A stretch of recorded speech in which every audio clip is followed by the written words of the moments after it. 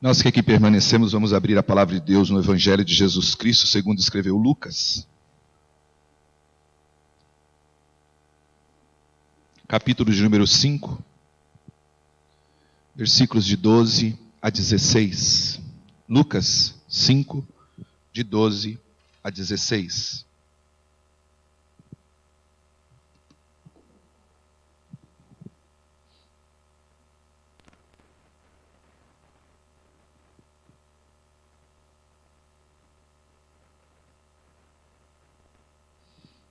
Diz assim a palavra de Deus.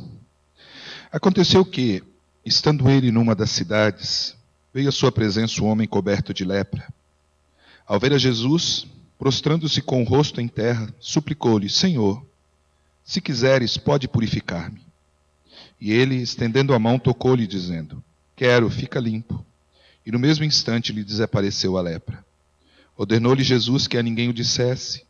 Mas vai e disse: Mostra-te ao sacerdote e oferece, pela tua purificação, o sacrifício que Moisés determinou para servir de testemunho ao povo.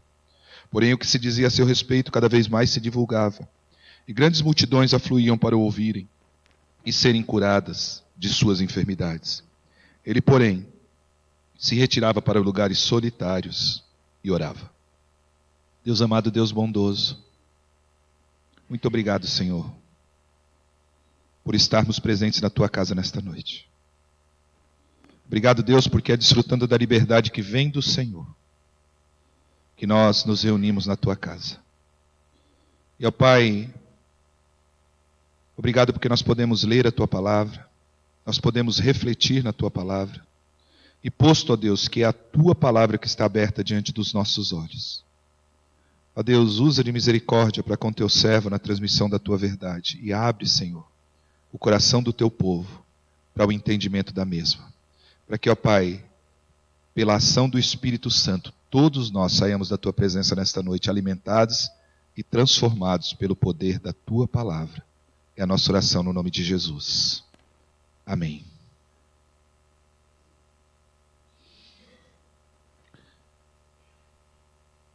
A Bíblia nos surpreende em todo o tempo.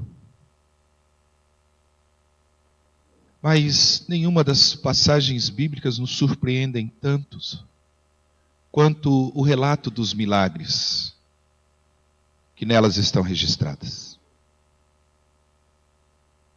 E todas as vezes que nos deparamos com o relato dos milagres, somos levados naturalmente a nos surpreender com o fato em si e com o resultado da ação miraculosa que se processa. Muitas vezes nós não nos damos conta de tudo aquilo e de todas as circunstâncias que envolve os milagres relatados. E via de regra, quando nós pensamos em milagre, nós pensamos e louvamos a Deus e agradecemos e bendizemos por aqueles que beneficiados foram. E não há nada de errado com relação a isso. Só que é preciso irmos além do milagre e olharmos para aquele que tem poder para realizar milagres. E eu queria, como a igreja nesta noite, olharmos para esta passagem da palavra de Deus, que mostra Jesus no início do seu ministério, começando o seu ministério terreno, realizando a cura de um leproso. E o fato em si já é por demais espantoso e maravilhoso. Mas eu queria olhar para esse texto não para o milagre, não para o leproso que foi curado, mas para aquele que operou a cura. Eu quero convidar a igreja para olharmos para esse texto e dele extrairmos os atributos do Cristo encarnado. Sabemos que Deus Todo-Poderoso, a segunda pessoa da Trindade, o Filho de Deus, Ele, por sua própria vontade, seguindo a determinação do Pai, Ele decidiu se encarnar, nascer e viver na condição humilhante de homem, para realizar uma obra de restauração, uma obra de restituição, para possibilitar a abertura de um caminho que nos levasse de volta a um relacionamento com o Pai, segundo fomos criados.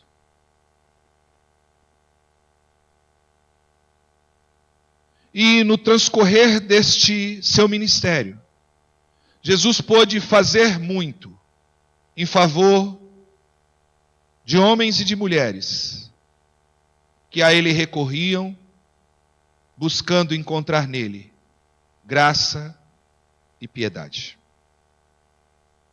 E esse texto nos fala exatamente sobre isso. Isso que foi manifesto no mistério de Jesus durante os 3 anos do seu ministério terreno, é demonstrada de maneira clara neste versículo e em todas as páginas da Escritura.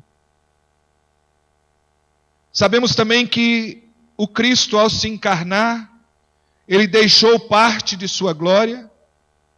Ele não está totalmente isento do conhecimento que da parte divina, da presciência que lhe é comum e é atributo dele por ser Deus.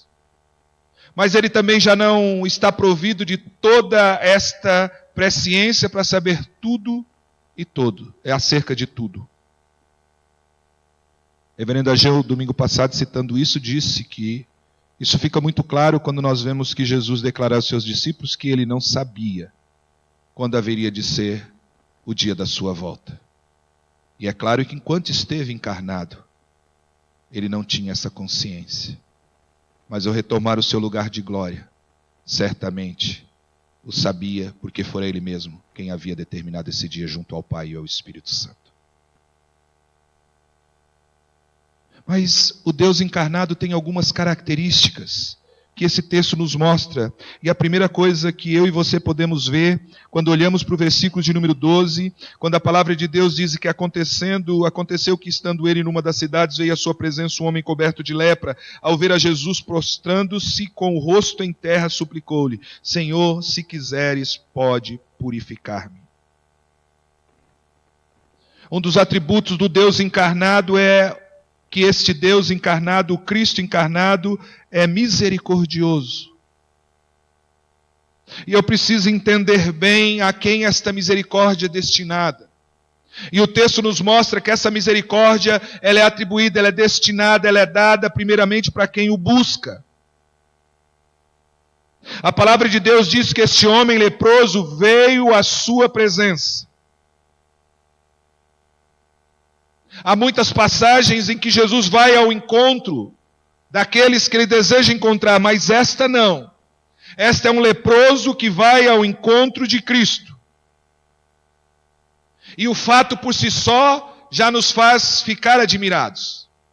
Porque se você vai lá no livro de Levítico, capítulo 13, capítulo 14, você vai ver as ordens dadas por Moisés a Israel acerca das pessoas que contraíam lepra.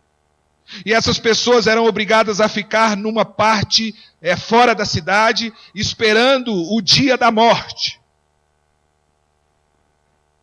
E a sua família era obrigada a ir a este lugar, deixar ali a comida e os víveres necessários para a subsistência da sua vida, mas essas pessoas não podiam conviver no meio da sociedade. O que dizer então com um homem totalmente coberto de lepra, estar no meio da cidade, caminhando em direção a Cristo? E certamente Cristo não estava sozinho. Mas esse homem não está preocupado com isso. Ele precisa encontrar-se com o Senhor.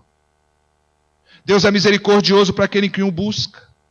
Mas Deus é misericordioso não somente para com aquele que o busca, mas também com aquele que se humilha perante ele. E diz o versículo 3, prostrando-se com o rosto em terra, em sinal de humilhação, em sinal de reconhecimento que ele estava diante do Deus Todo-Poderoso, de quem ele não é digno de olhar e de fitar a face. Esse leproso vai até Cristo, e ele não vai até Cristo para fazer uma grande festa, um grande ato de celebração, para fazer um grande ato que chamasse a atenção das pessoas, mas ele vai até Cristo, e chegando aos pés do Senhor, se prostra com o rosto em terra. O Senhor é misericordioso para quem o busca, para quem se humilha, mas Ele é misericordioso também para aquele que suplica e adora. E este leproso, ele diante de Deus com o rosto em terra, suplica ao Senhor. E súplica nada mais é do que uma oração. Uma oração que expressa nas suas palavras um desejo intenso, expressando de a forma que o desejo maior de quem suplica é alcançar aquilo que é pedido. Alguns poderiam dizer no nosso dia é uma oração fervorosa, mas é mais do que isso. É a expressão maior de um coração que não deseja outra coisa, senão alcançar aquilo que é pedido.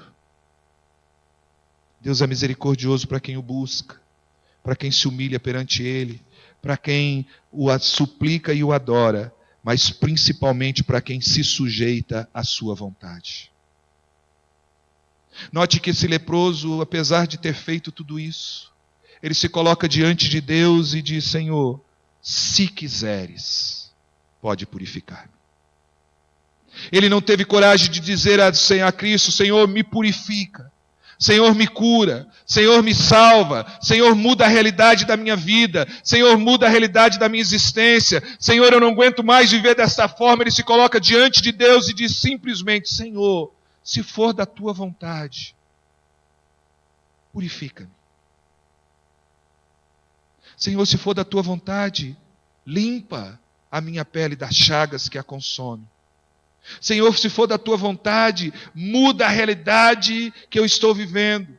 Senhor, se for da tua vontade, restaura as condições de eu voltar para o meio da minha família, no meio do povo, no meio da cidade, para que eu possa retornar também ao templo, para que eu possa também voltar à adoração ao Senhor. Senhor, e somente se for da tua vontade.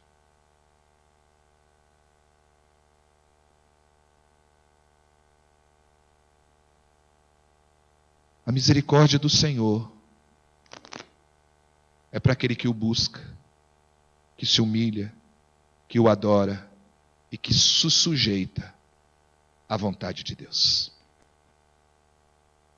Vivemos num tempo que as pessoas e alguns líderes religiosos tentam nos convencer de que nós alcançaremos o favor de Deus, determinando o que Deus deve fazer,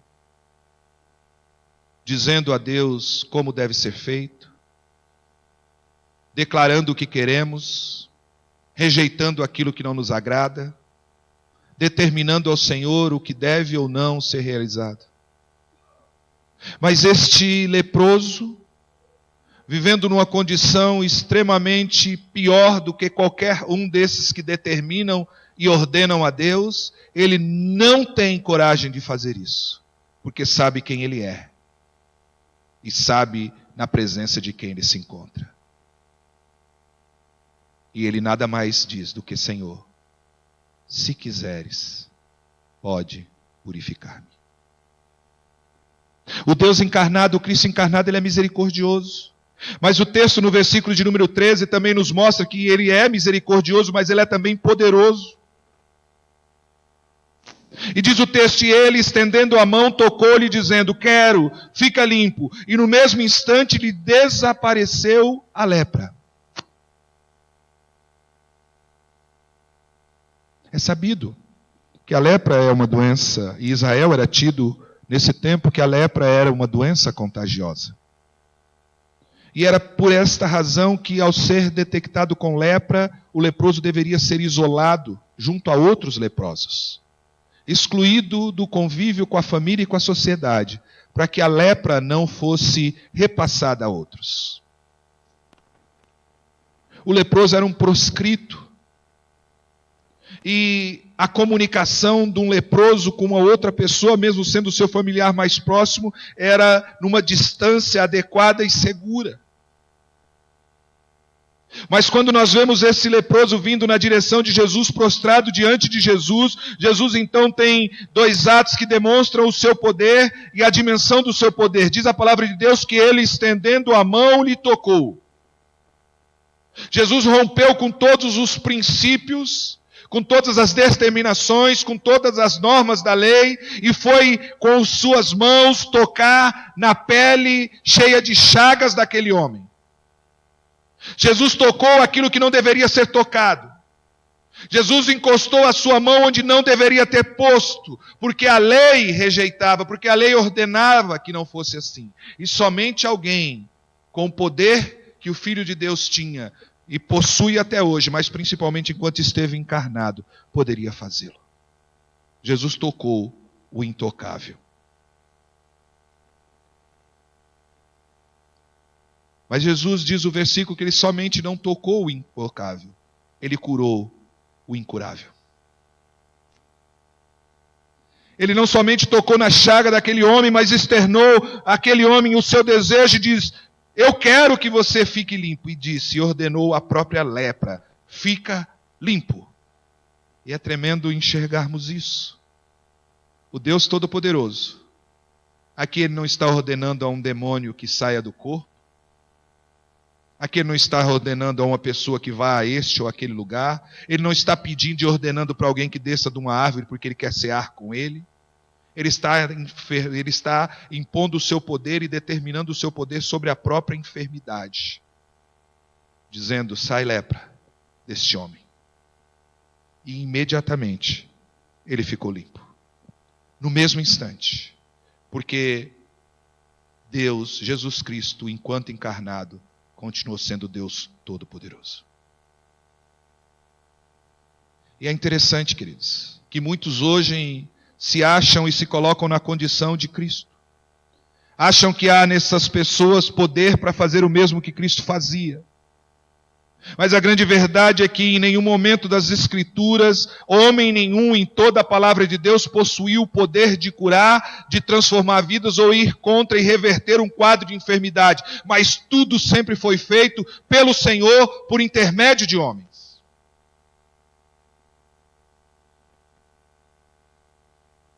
A palavra de Deus, o Senhor mesmo afirma de maneira clara que Ele é quem faz enfermar e só Ele pode curar. E Jesus aqui cura este leproso porque Ele tem poder, porque Ele é o Cristo, o Deus encarnado que habitava entre nós. E apesar de ter diminuído a sua glória em função da encarnação, Ele ainda podia e possuía poder para determinar uma enfermidade que saísse de um corpo, de um homem, cuja palavra de Deus diz que estava totalmente tomado pela lepra. Não era um ponto qualquer, mas todo o corpo cheio de chagas. Algo parecido com o que a palavra de Deus relata sobre Jó. Mas o Deus Todo-Poderoso, enquanto esteve encarnado, Ele era um Deus misericordioso, foi um Deus misericordioso. Foi também poderoso. Mas o que mais me impressiona nesse texto, que isso está totalmente ligado à encarnação de Cristo, é que os versículos 14 a 16 nos mostram.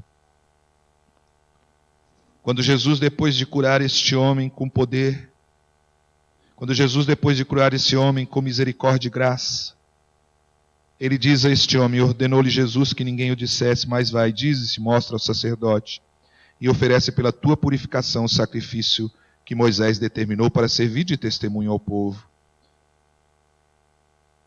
O que a palavra de Deus nos diz que um dos atributos do Cristo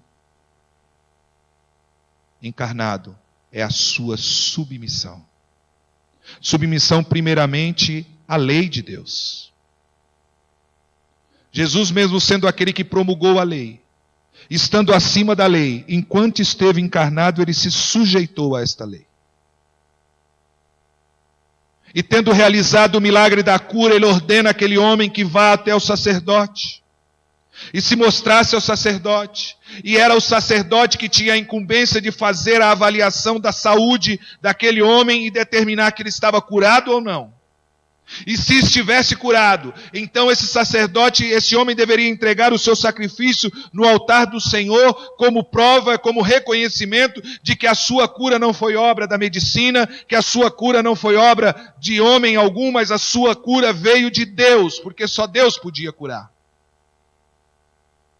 E Jesus diz: vai, mostra-te ao sacerdote, e oferece o sacrifício que Moisés determinou na lei. Aquele que foi o autor da própria lei.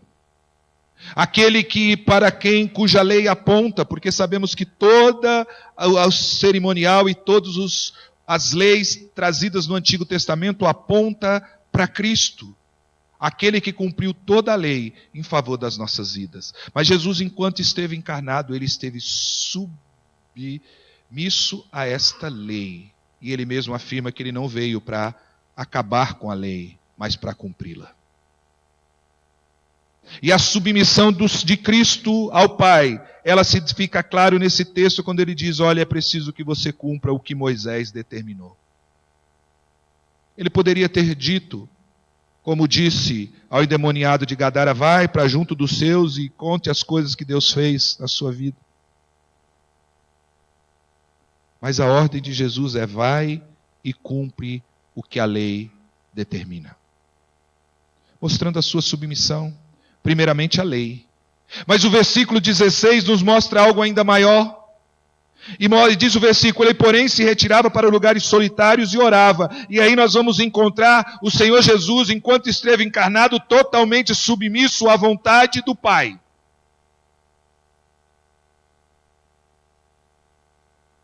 E o interessante era de se esperar que quem estivesse orando agora era o leproso curado. Era aquele que foi beneficiado pelo milagre. É aquele que foi alcançado pela graça. Mas quem está orando agora não é aquele que foi beneficiado, mas aquele que foi o autor do benefício. E por que Lucas faz questão de nos mostrar isso? Por que Lucas faz questão de relatar isso? Temos dito que Lucas é conhecido como o evangelho da oração. Lucas tem uma profunda... ele tem uma dedicação, uma busca e um profundo interesse em nos mostrar o poder da oração na vida e no ministério de Cristo, para que isso sirva de exemplo para mim e para você, da importância que nós devemos ter e dar à oração na nossa vida. Jesus acabara de fazer algo milagroso e ele se retira para um lugar solitário e ali ele vai orar ao Senhor. Ali vai se colocar diante do Pai, aí ele vai se derramar diante do Pai, e certamente às vezes eu fico pensando que oração que Jesus fez. E a Bíblia não relata, mas eu penso que Jesus se colocou diante de Deus e disse: Pai, muito obrigado, porque aprove ao Senhor permitir que aquele homem fosse curado por intermédio da minha vida. Eu imagino que Jesus disse: Pai, louvado seja o teu nome, porque o homem teve a sua saúde restaurada e agora ele está se dirigindo ao templo e ele vai oferecer ao Senhor o sacrifício que é devido para a glória do teu nome. E eu fico imaginando que Jesus disse: Pai, glorificado seja o teu nome, porque o Senhor foi glorificado por meio da minha vida, na vida daquele leproso que foi curado.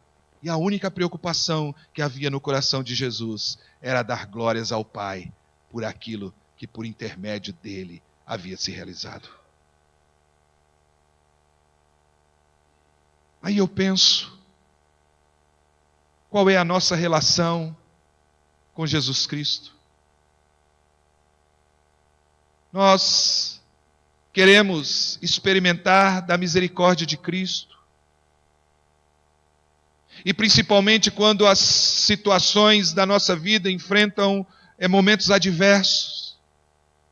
Nós queremos desfrutar e nos alegramos de saber e de reconhecer o poder de Cristo em reverter as situações da nossa vida, e tudo isso é maravilhoso e é abençoador, e foi por isso que Cristo se revelou, para que nós pudéssemos conhecê-lo e confiar e poder termos a certeza de que ele é o seu refúgio verdadeiro, socorro sempre presente em toda e qualquer tribulação. Mas ele também esteve entre nós para nos servir como exemplo. E um dos maiores exemplos deixados por Jesus é que nós devemos ser, antes de mais nada, um povo que ora.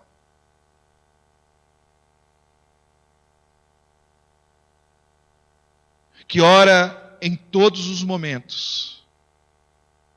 Que ora quando a situação está adversa e parece não haver saída, quando Jesus, momentos antes de ir à cruz, ele está retirado, no lugar retirado, orando, e diz a palavra de Deus que ele orava com tanta intensidade, sentindo tanto aquele momento e aquele peso, que o seu suor caía ao solo como se fosse gotas de sangue.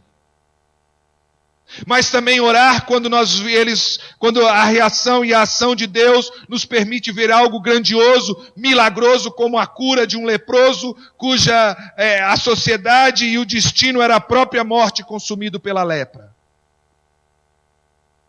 E orar quando tudo está difícil é fácil para nós. O difícil é reconhecer aquilo que Tiago afirma na sua palavra, que tudo que acontece de bom nas nossas vidas provém de Deus, o Pai das luzes, onde não há mudança nem sombra de variação. A oração de Jesus era uma oração de ações de graça. A oração de Jesus era uma oração que glorificava o nome do Senhor, que dava ao Senhor a honra e a glória devida ao milagre da purificação daquele leproso. A oração do Senhor era uma oração de gratidão por aquilo que Deus realizou por intermédio da vida dele. A oração de Jesus, certamente a oração que agradava ao Senhor, porque de fato fazia com que as pessoas pudessem observar, e mais tarde os discípulos vão perceber porque que nas várias circunstâncias da vida de Cristo e do ministério de Cristo, ele estava todo o tempo envolvido com a oração. E a grande questão que fica para nós nesta noite é você ver Cristo como ele verdadeiramente foi enquanto esteve encarnado, vivendo na condição humilhante de homem como eu e você somos? Você consegue perceber que ele permaneceu misericordioso e pode ter um pouco e a porção dessa misericórdia no teu coração a ponto de exercer misericórdia para com os que sofrem? Você pode perceber que esse Deus que se encarnou, o Cristo encarnado, é poderoso para fazer muito mais e nos dar muito mais do que pensamos ou necessitamos. Mas você consegue perceber que um dos grandes atributos do Cristo encarnado é a total submissão ao Pai. E ser submisso a Deus é se dispor a fazer total e completamente a vontade de Deus em todo o tempo na nossa vida. É experimentar do que o apóstolo Paulo disse um dia, que ele já não vive, depois da sua conversão, ele diz: eu já não vivo eu, mas Cristo vive em mim. E esse viver que agora tenho na carne, vivo para a glória do Filho de Deus, que se morreu, e porque morreu agora eu tenho vida. Viver totalmente submisso a Deus é entender que você pode, nesse estado de submissão, em tudo dar glórias a Deus. Você pode experimentar da dimensão do que a palavra de Deus nos recomenda, que nós, em todas as circunstâncias, quer comamos, quer bebamos, façamos tudo para a glória de Deus. Que nós possamos e devemos glorificar a Deus quando tudo vai bem, mas também quando tudo parece não correr do jeito que desejamos. Estar submisso à vontade de Deus é perceber que a vontade de Deus ela é boa, perfeita e agradável. E tudo que Deus faz é bom. Deus é bom quando tudo vai bem, nós estamos saudáveis e alegres. Deus continua sendo bom quando a alegria foge do nosso rosto, quando as lágrimas enchem os nossos olhos, quando a enfermidade atinge o nosso corpo, quando as dificuldades e as adversidades batem à nossa porta. Deus continua sendo bom. Porque nada acontece na nossa vida, nem um fio de cabelo cai da nossa cabeça sem a permissão de Deus. E nós precisamos entender que Deus espera de nós que nós sejamos submissos à sua vontade. Nós precisamos entender que nós não passamos de barro, e Deus é o oleiro que tem o direito de fazer das nossas vidas aquilo que a sua santa vontade intentar realizar. Ainda que isso possa não parecer o melhor para você, ainda que isso não possa agradar o teu coração, mas o que verdadeiramente agrada o coração de Deus é você se sujeitar à vontade de Deus e não importa as circunstâncias, você continuar louvando ao Senhor e adorando o seu santo nome. E isso só é possível por meio da oração. É aos pés de Cristo que eu posso dizer: Senhor, obrigado pela bênção que me foi dada. Mas é aos pés de Cristo que eu posso dizer: Senhor, me dá força para suportar as adversidades que eu tenho lutado. Senhor, eu te louvo porque a enfermidade está no meu corpo, mas a alma está sã. E confio plenamente na intervenção do Senhor. É pela oração que eu posso dizer diante de Deus: louvado seja Deus, porque a minha alma está sã e o meu corpo também. Isso é pela tua graça. Mas é pela graça que eu também posso crer que quando eu preciso de algo, eu posso ir em busca do Deus misericordioso. Porque Ele é misericordioso para com aquele que vai ao encontro dEle, com aquele que se humilha perante Ele, com aquele que o adora e com aquele que se submete. E eu sei, queridos, eu não conheço a vida de cada um dos que estão presentes aqui, mas eu sei que muitos de nós precisam da intervenção de Deus em alguma área da vida. O Cristo que curou aquele leproso é o mesmo Cristo que continua operando hoje. Já não mais entre nós, mas agora sentado no alto e sublime trono à direita do Pai. Ele pode, e Ele é a solução para o seu problema. Ele pode restaurar a chaga que está aberta no seu peito. Ele pode restaurar a sua saúde. Ele pode restaurar a sua vida. Confie e creia nisso. Ele continua sendo um Deus misericordioso, que deseja fazer o melhor para você. E assim como aquele leproso diante de Deus, diante de Cristo, diz: Senhor, se quiseres pode purificar-me. Você pode nesta noite dizer: Senhor, se quiseres, o Senhor pode mudar esta realidade na minha vida. Creia nisso, porque o Senhor está presente aqui nesta noite, visitando os corações, tocando naquele que pela fé se achegar a Ele, se humilhar e se adorar e dizer: Senhor, se quiseres, eu posso sair da casa do Senhor nesta noite transformado. Que Deus nos abençoe.